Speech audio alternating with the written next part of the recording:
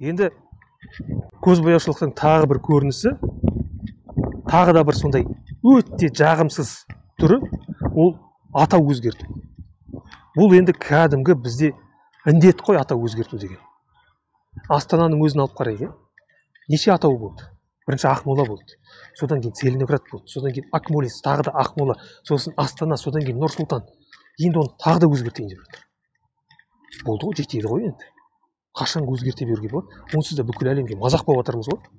Бүкіл әлем бізге күліп отыр. Қала берсінші солай Нұр-Сұлтан болып. Тиіспей ақ қойыңдаршы әкең ауыз. Егер Астана қылып өзгертеміз десеңдер, онда Астана емес Ақмола қылу керек. Онсыз да сонау 98-ші ма 99-ші ма жылы Астана қылып өзгерткен кезде, сол кезде мен қатты ашуландым да. Мыналар не айналысып жүр? Мен өзім ол кезде жасым 14-те ма сондай болып, соның өзінде мен анан қаншалықты топастық екенін түсіндім де. Сонда адамдар айтады да, Ақмола аты жаман дейді, жағымсыз, анау мынау дейді. Сен кімсің соншама? Халықтың атап қойған ата-бабаларының атап қойған атауына соншалықты сын айтады. Сен кімсің соншама? Соны өзгертетін. Ол тарихи атау. Тарихи атауды өзгертуге болмайды. Ол сен ата-бабаларының ғасырлар бойы қалыптастырып қойған атауы. Олардың саған қалдырған аманаты. Ал сен алдында оны өзгертіп, аманатқа қиянат жасап отырсың. Ата-бабаның бетіне түкіріп отырсың. Сен олардың даналығын мойындамай отырсың. Олардың еңбегін жоққа шығарып отырсың. Бұл барып тұрған опасыздық. Тарихи атауларға тиісуге болмайды. Мейлі ол қандай болсын. Сол Ақмоланың жанында Ақбейіт деген атау бар. Неге соған тиіспейсіңдер? Одан да басқа неше түрлі күлкілі атаулар бар. Қыз емшек деген атау бар. Сасық көл, Шыбынды көл, тағы да басқа неше түрлісі бар. Соған неге тиіспейсіңдер? Алматыда мысалы 3 қалмақ атауы бар. Қаскелең, Боралдай, Шамалқан. Соған неге тиіспейсіңдер? Тұр ғой, ешкімге кедергі жасап тұрған жоқ қой. Жап-жақсы атаулар. Тарихи солай қалыптасып қалған. Болды, тұра берсін. Немесе әртүрлі өсімдік жануар атаулар бар. Мысалы, бізде Қазақстанда өсетін итсигек деген шөп бар. Халық солай атап қойды ғой, болды. Қала берсін. Ешкім оны ауыстырып жатқан жоқ қой. Өйткені халық солай атады. Енді ол аз болғандай. Мынау біздің қазіргі президент алдыда енді бірінші Астананы өзгертті, енді Нұр Отанды өзгертті. Одан бірдеңе өзгеретіндей. Сол партияның саясаты өзгеріп кете ме, соның атауын өзгерткенде. Онсыз да біз бір адамның кесірінен қазақтың әп-әдемі нұр деген сөздің қадірін жоғалттық. Қазір нұр деген сөз теріс мағына беретін болды. Енді дәл солай бізде аманат деген сөзде кейін бірнеше жыл өткеннен кейін теріс мағына беретін болады. Сол ма бізге керегі? Ол аз болғандай енді Қапшағайдың атын өзгертіп тастады. Басында айтты ғой, халықпен ақылдасам деп. Халық егер солай шешсе, Қонаев деп атаймыз деді, халықпен кім ақылдасты? Алды өзгертіп тастады әкең ауыз. Мен Қонаевқа қарсылығым жоқ, ол кісіні сыйлаймын, еңбегін мойындаймын. Бірақ ол кісінің атында көше бар, мешіт бар, ескерткіші бар.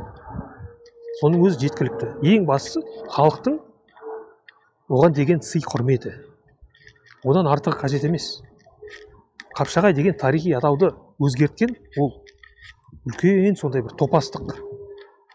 Ал енді Қапшағай Қонаев болғаннан ол жақтағы тұрғындардың жағдайы жақсарып кете ме? Бұрын ол кәдімгі дамып тұрған сондай бір күшті қала болатын. Өндірісі дамыған. Соны Қонаев деп атағаннан сол өндіріс өздігінен дамып кете ме? Не деген топастық бұл? Және мен таң қалатын, халық соны қолдайды. О, дұрыс, қолдаймыз, дұрыс деп соны іліп әкетеді. Кәдімгідей қызу талқылап кетеді сондай нәрсені. Ана кісіге мына көшенің атын беру керек, мына көшеге анау адамның атын беру керек деп кәдімгідей соны талқылап жатады. Бізде не басқа маңызды іс қалмады ма? Басқа пайдалы іс қалмады ма не? Атау өзгертуден басқа. Астанада 2012 жылы 3 Қошқарбаев көшесі болды. Кейін оның екеуін өзгертті. Біреу қалды. Сонда әуел бастан сол кісіге бір көше атын беріп, солай қалдыруға болмай ма не? Міндетті түрде 3 көше беру керек, сосын екеуін өзгерту керек, қайта-қайта ауыстырып. Немесе Мәңгілік ел деген көше бар. Ол бұрын Тәуелсіздік даңғылы болатын. Оның алдында басқа атауы болатын. Қазір есімде жоқ. 80 жылдары тіпті басқа атау болатын. 4 рет өзгерді. Не қажеті бар сөйтіп оны қайта өзгертіп, Алматыда кейбір аудандарда бір көшенің 3 атауы бар. Мысалы осыдан 4 жыл бұрын мен репетитор болып істеп жүргенде бір оқушының үйіне барған кезде маған адресін жазып жіберген, Қалқаман 2 ма Ақжар ма деген сондай бір жерде. Маған айтты, көшенің бір атауы бар деді, бірақ картадағы атауы басқаша деді. Мен сол жаққа бардым, іздеп, соны таба алмай адасып жүрдім. Әбден адастым. Сөйтсем, сол жақтағы атауы басқаша екен. 3 атауы бар. Халық арасындағы атауы бір, картадағы аты екінші, ал сол жақта табличкада жазылып тұрған аты мүлдем басқа. Не керегі бар сонда 3 атау беріп көшеге? Әдейі істей ма соны халықты адастыру үшін?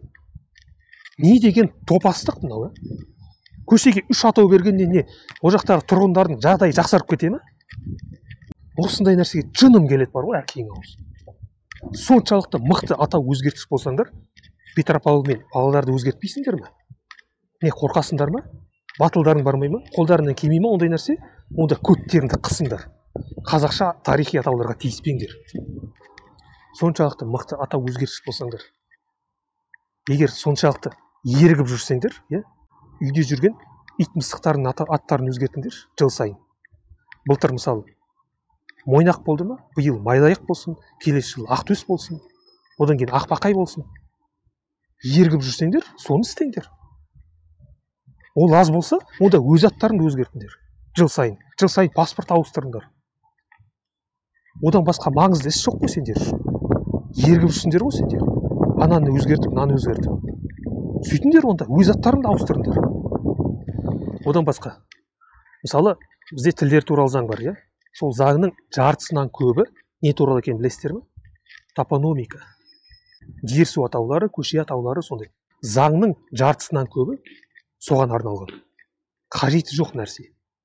Түкке қажеті жоқ. Бірақ сол заңда басқа нәрселер жоқ. Мысалы, дүкен атаулары қазақша болсын деген бап жоқ. Тауар, өнім атаулары қазақша болсын, фирма, компания атаулары қазақша болсын деген мысалы баптар жоқ. Ал мысалы біз Қазақстанның кез келген қаласын көшесіне шығып жүрсек, біз өзімізді қазақ жерінде жүргендей сезінбейміз, Ресейде жүргендей боламыз. Неге? Өйткені дүкендердің атаулары 80-90% орысша. Көшеге шығып қараңыздаршы өздеріңіз. Мысалы, хозяюшка, 1000 мелочей, 12 месяцев, мечта, белый ветер, евромебель, тағысын тағы солай кете береді. Өңкей орысша атаулар. Көше ол қаланың келбеті ғой. Сонда сен өз жеріңде жүріп, өзіңді Ресейде жүргендей сезінесің. Басқа елден келген туристер де соның бәрін көреді. Содан кейін олар қазақ тілін қайдан үйренсін? Қалай олар қазақты сыйласын, егер бәрі орыс тілінде болса? Немесе дүкенге барасың, өнімдердің бәрі орысша. Царская, Павлодарская деген неше түрлі қарапайым нанның өзі Бородинский, Литовский, Крестьянский, Президентский. Бір жөнді бір қазақша атауы жоқ. Бәрі орысша. Күнделікті жеп жүрген нан. Осы нәрсені мысалы қол алуға болады ғой? Осындай заң қабылдауға болады ғой? Жоқ. Бізге бір қажеті жоқ. Көше атауы, қазақшадан қазақшаға өзгерту, 2 рет, 3 рет, 4 рет, 5 рет, 6 рет өзгерту деген сондай аурумен ауырамыз да. Және мені ашуландыратын, халық соған алданады ғой кәдімгідей. Қызу талқылап кетеді сол. Қашанғы осындай нәрсеге алданып жүреміз біз? Қашан біз пайдалы іспен айналысамыз? Бізге бұл жаман аурулардан емделу керек. Егер біз бұл аурудан емделіп, пайдалы іспен айналыссақ, сол кезде ғана біздің еліміз дами бастайды.